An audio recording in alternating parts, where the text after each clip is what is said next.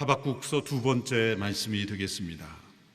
하박국서는 믿음의 사람이 하나님께 드리는 질문과 그 질문에 응답하시는 하나님의 대답으로 구성된 예언서입니다. 믿음의 사람은 하나님께 질문하기를 주저하지 않습니다.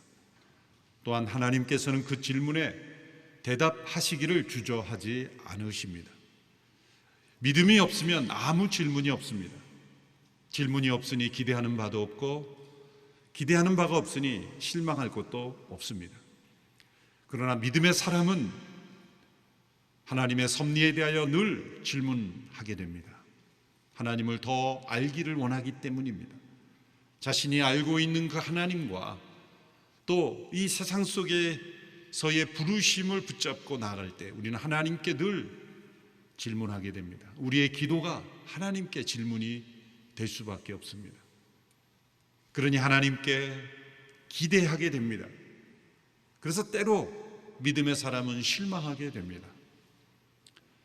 세상이 움직여가는 모습이 하나님께서 어떻게 움직이시는지 알기를 원하기 때문입니다.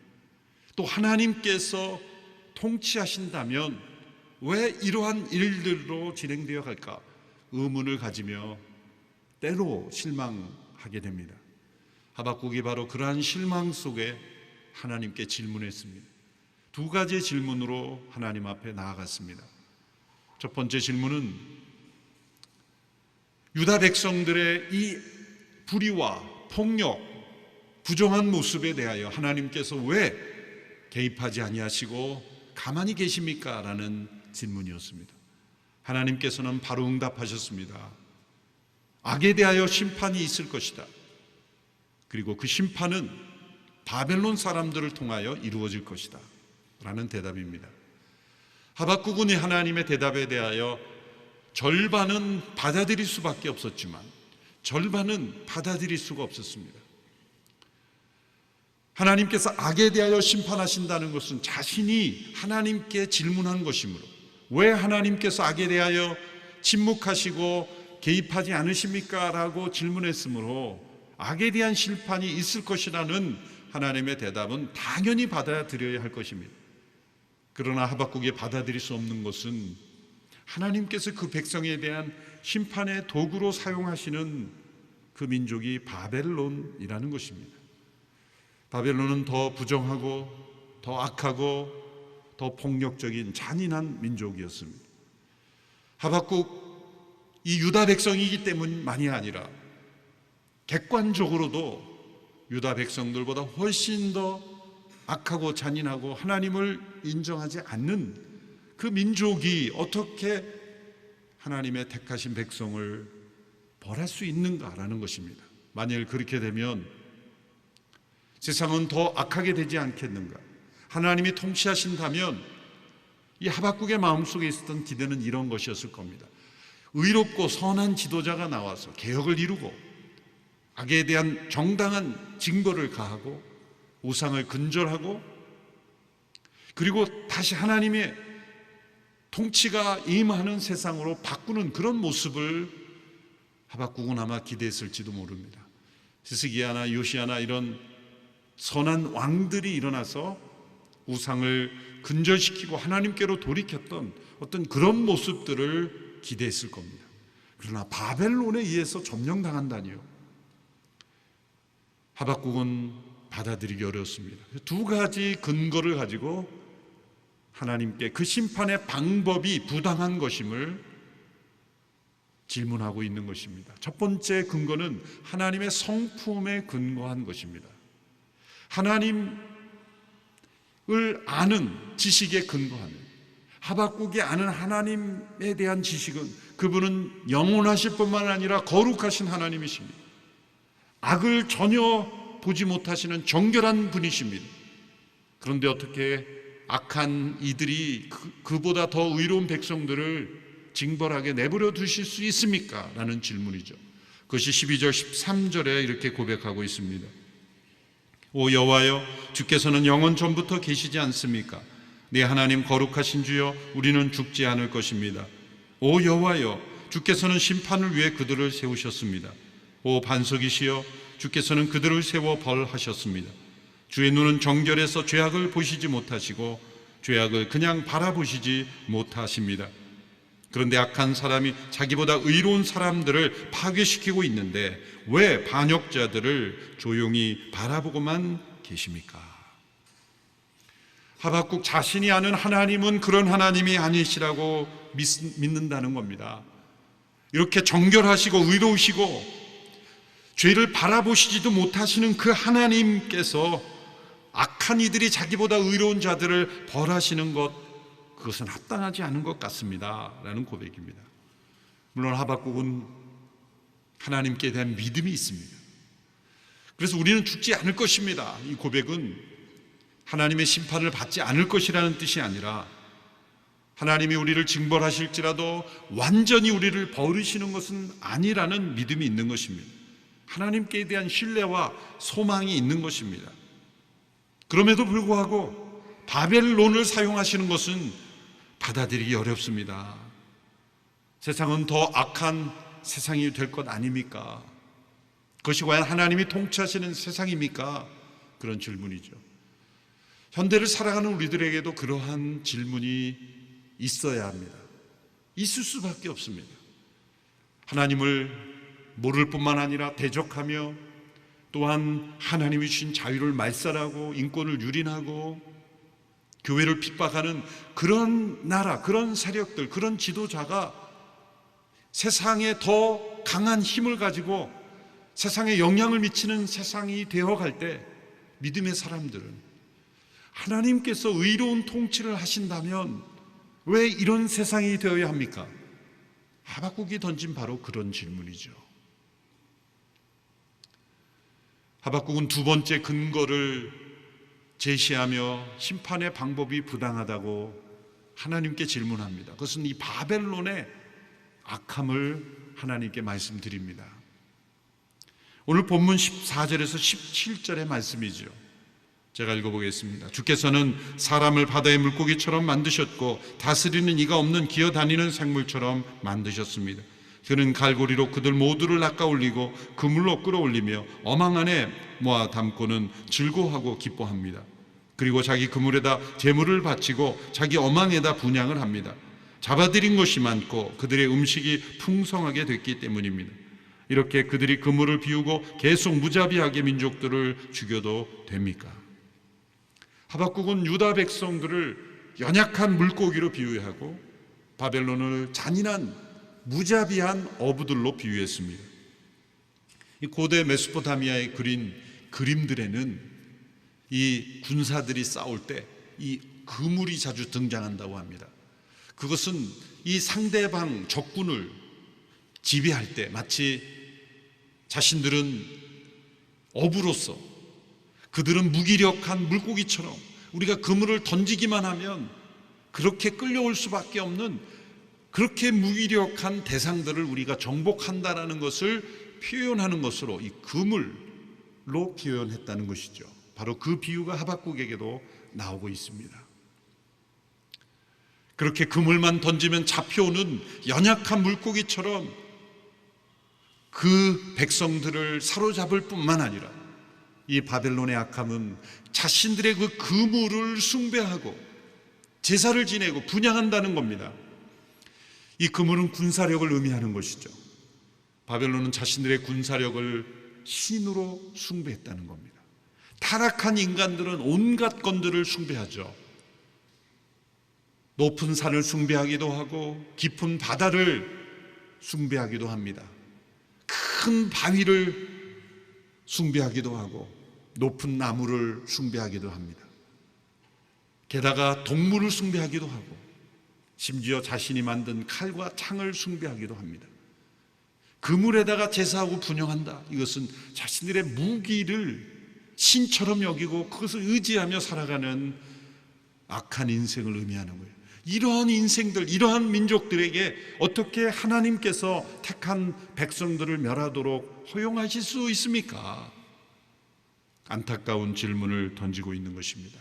하나님께서는 이제 다음 주에 살펴볼 2장 후반부에서 그 바벨론에도 하나님의 엄한 심판이 있을 것을 말씀하십니다.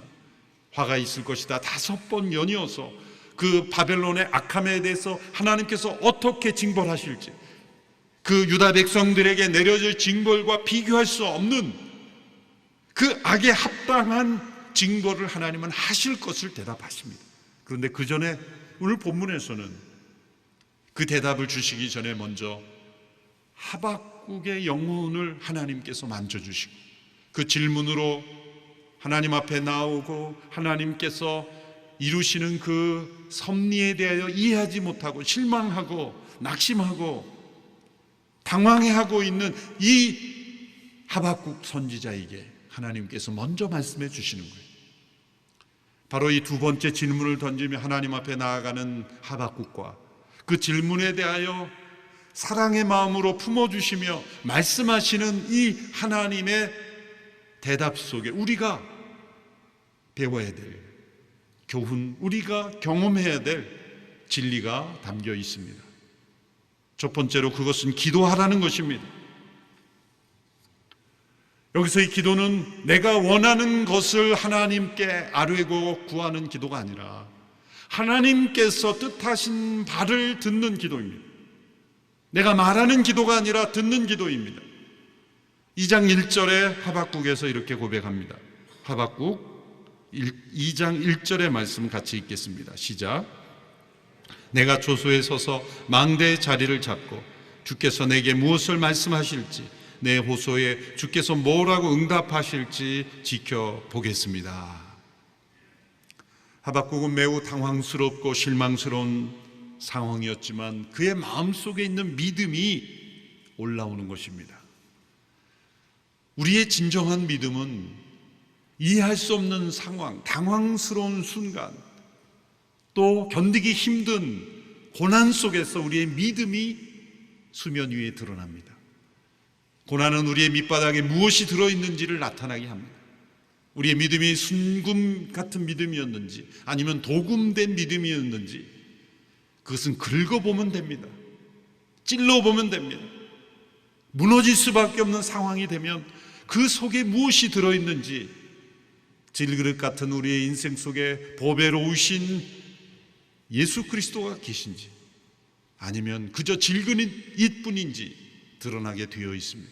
하박국은 이렇게 감당하기 힘든 이 실망스러운 상황 속에서 그의 영혼 속에 있는 믿음이 분출되는 거죠. 그는 정말 기도의 사람이었습니다. 낙심되고 어렵고 실망스러울 때마다 그는 더욱 기도했다는 겁니다.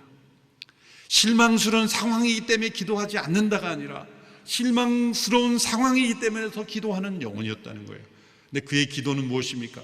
이제 자신이 원하는 것을 관철시키려고 하나님 앞에 더 부르짖고 매달리는 기도가 아니라 이제는 하나님의 뜻을 구하고 하나님께서 내게 무엇을 말씀하실지 귀 기울여 듣겠다는 겁니다.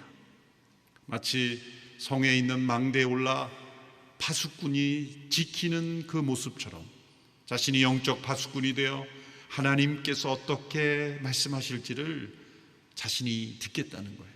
파수꾼의 기도입니다. 우리는 우리의 필요를 하나님 앞에 아뢰고 구하는 기도할 수 있습니다. 하나님은 그러한 기도도 들어주시기를 기뻐하십니다. 그런데 우리가 원하는 것만 하나님 앞에 구해서 얻는 것이 기도라면 아마 구하는 것보다 그 구하는 것을 얻는 것보다 구한 것을 받지 못하는 것이 훨씬 더 많을 겁니다. 왜 그럴까요?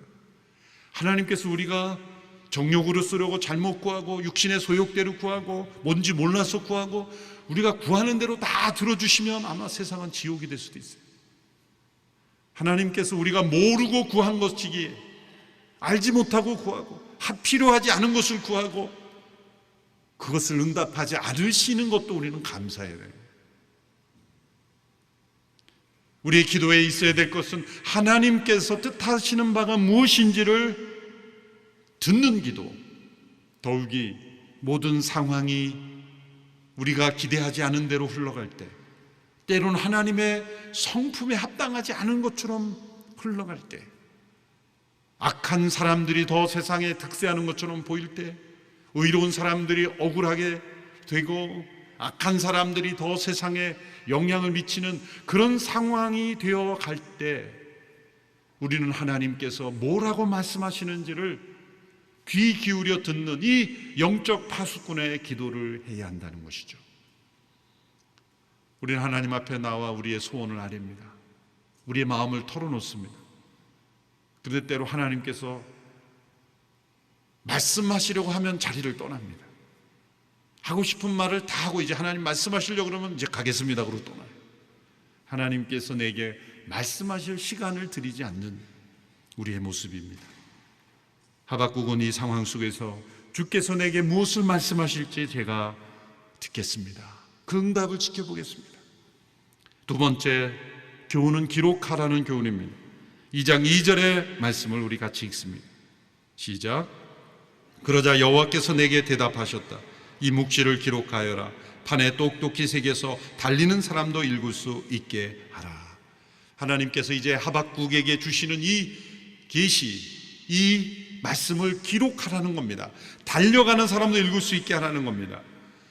유대 선지자들은 자신의 집이나 또한 성전에 있는 이 석판 위에, 돌로 만든 판 위에 자신이 받은 예언을 기록함으로써 지나가는 모든 사람들이 읽을 수 있도록 하였습니다.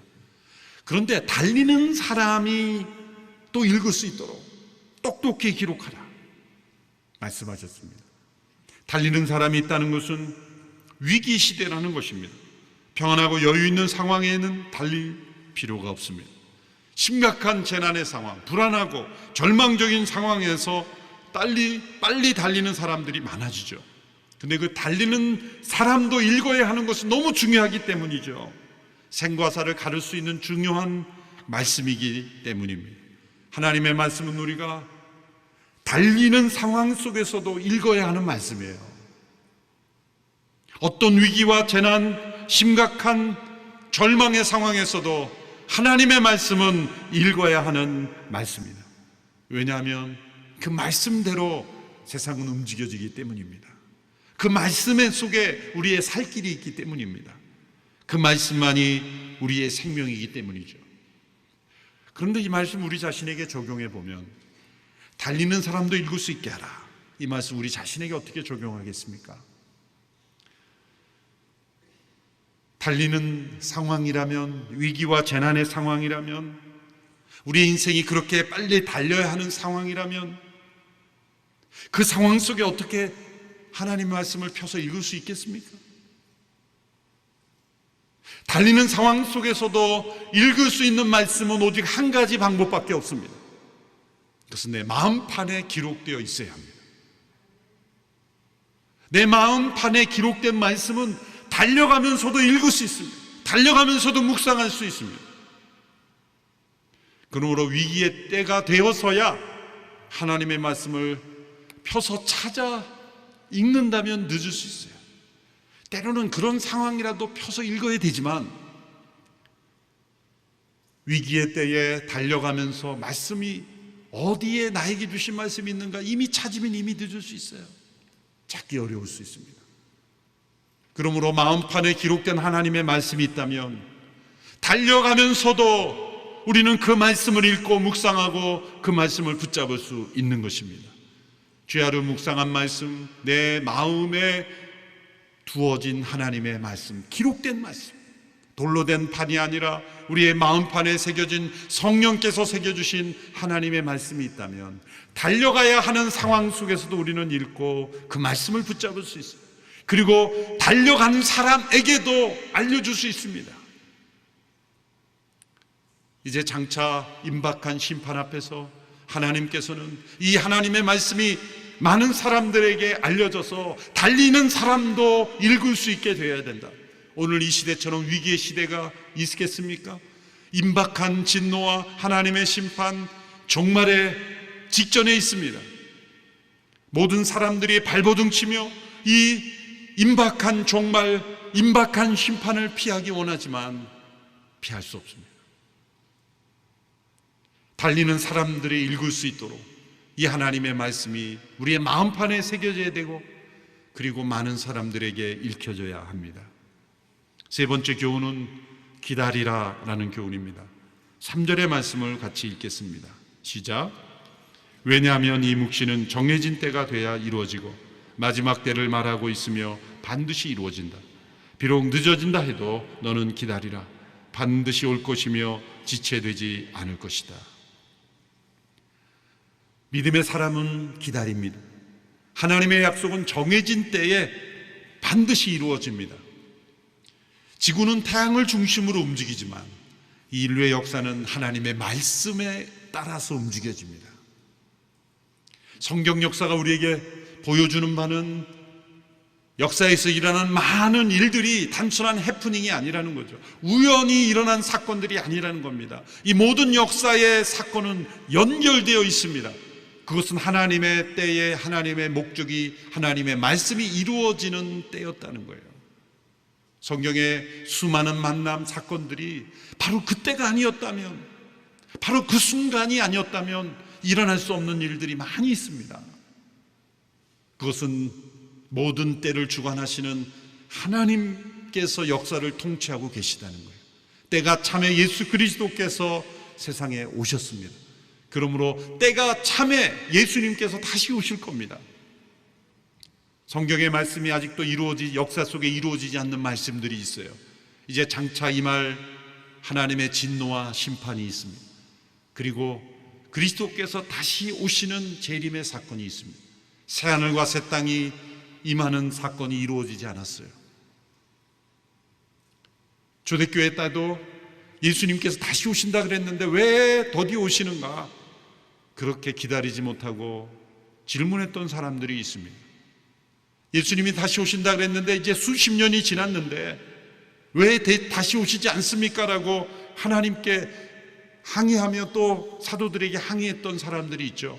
사도 바울이 데살로니가서에서 이렇게 응답했죠. 더딘 것이 아니라 그것은 하나님의 인내이다. 모든 사람들이 구원에 이르기를 바라시는 하나님의 인내이다. 그러면서 이런 시간법을 알려주죠. 주께는 1000년이 하루 같고 하루가 1000년 같음을 잊지 말라. 여러분, 인류 역사에 반드시 이 시간법을 대입해야 돼요. 많은 사람들이 수십 년 정도 기다리고 예수님 이렇게 기다렸는데 왜 안 오십니까? 우리가 믿는 것 과연 사실입니까? 믿을 수 있습니까? 그렇게 항의했죠. 그러나 예수님 승천하신 이후에 지금 주후 AD 몇 년입니까? 2021년이죠. 예수님이 승천하신 후에 2000년이 지난 것이 아니라 이 시간법에 대입하면 이틀 조금 지나가고 있는 거예요. 그러므로 아버지 하나님께서 재림의 때를 만일 그 마음속에, 하나님 마음속에 하루만 더 참자. 그리고 우리에게는 1000년의 시간이 주어져요. 3000년까지 시간이 주어져요. 우리는 그 1000년이란 시간 동안 수많은 사람이 오고 가지만 1000년 동안 이루어지지 않으므로 그것은 이루어지지 않을 거라고 생각할지 모르지만 이 1000년이라는 긴 세월을 하루같이 인내하시는 하나님의 사랑 때문에 하나님은 참고 기다리고 계십니다. 그리고 정확한 때 그 약속은 이루어질 것입니다. 우리는 그것을 기다리며 바라보며 믿음으로 살아야 한다는 것입니다. 4절은 결론의 말씀입니다. 하나님께서 하박국에게 주신 두 번째 대답의 서론과 같은 역할. 하박국은 하나님의 뜻을 기다리겠다 그랬어요.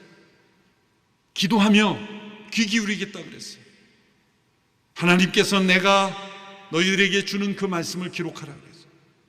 그리고 기다리라 그랬어요. 이것은 다 믿음의 사람들이 보여주는 특징입니다.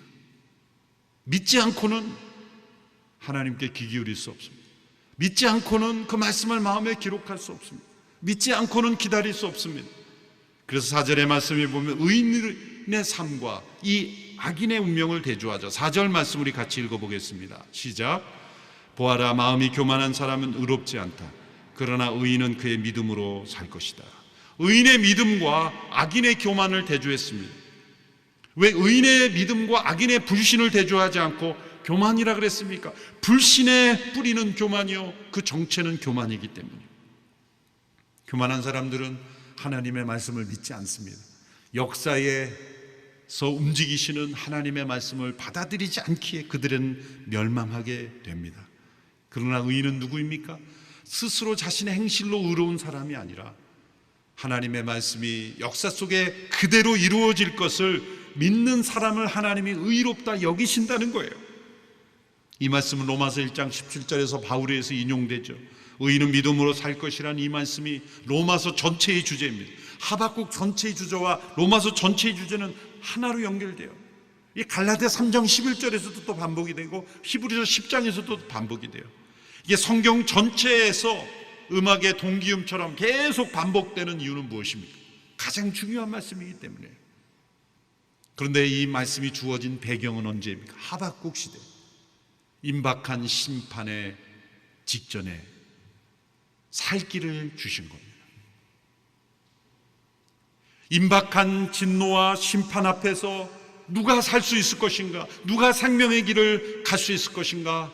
하나님의 말씀을 믿음으로 반응하는 일을 하나님은 의롭다 여기신다. 실제로 그 시대에도 믿는 사람들이 살아났죠. 예언자들을 통해 어떤 말씀이 주어졌어요? 예레미야를 통해, 선지자를 통해 바벨론에 순순히 끌려가라. 그것이 살 길이다. 너희들이 만일 대항하고 싸우거나 도망가면 그래도 다 죽는다. 실제로 포로로 말씀대로 잡혀간 이들은 다시 세 번의 포로 귀환을 통해서 다시 귀환하고 그들은 남은 자가 되어 역사를 다시 이어가는 생존자가 되지 않습니까? 오늘 이 시대에 이 말씀은 어떤 의미가 있습니까? 온 세상은 하나님의 심판 아래 처해 있습니다. 인간 스스로 이 심판을 되돌이킬 수 없습니다. 심판은 정해져 있습니다. 그리고 그 심판은 임박해 있습니다. 그 심판 아래에서 살 길은 믿음입니다. 하나님께서 주신 구원의 길은 예수 그리스도, 그분을 믿는 것입니다. 그분을 믿는 것은 액세서리로 어떤 사람의 의견에 동의한다는 게 아닙니다. 천지를 창조하신 분이 이 악한 세상에 대한 심판을 하실 것인데 하나님께서 내리신 구원의 길은 스스로 그분 앞에서 자신을 죄인이라 인정하면 의롭다 여길 것입니다. 자신을 의롭다 하면 그 죄에 대한 대가를 치를 것이다. 죄를 인정하고 그리스도의 십자가의 은혜를 받아들이는 것, 그 믿음을 의롭다 여기시는 거예요. 의인은 믿음으로 살 것이라는 겁니다. 그리고 그 믿음의 사람은 하나님 앞에 기도합니다. 때로 이해할 수 없는 섭리를 깨닫기 위하여 하나님께 귀 기울입니다. 그 하나님의 말씀을 달리면서도 읽을 수 있도록 마음에 새깁니다. 그리고 그 믿음의 사람은 하나님의 약속이 이루어질 것을 날마다 바라보며 기다립니다. 이런 믿음으로 이 어두운 세상을 승리하며 살아가는 저와 여러분이 되기를 축원합니다. 기도하겠습니다. 하나님 아버지, 어둡고 악한 이 세상을 살아갈 때 하박국과 같은 질문을 던집니다. 그러나 하나님 살아계셔서 우리를 구원하시며 우리 가운데 선한 역사로 함께 하시는 줄로 믿사오니 우리 모두가 믿음으로 살아가는 백성들이 되게 하여 주옵소서. 예수님의 이름으로 기도하옵나이다. 아멘.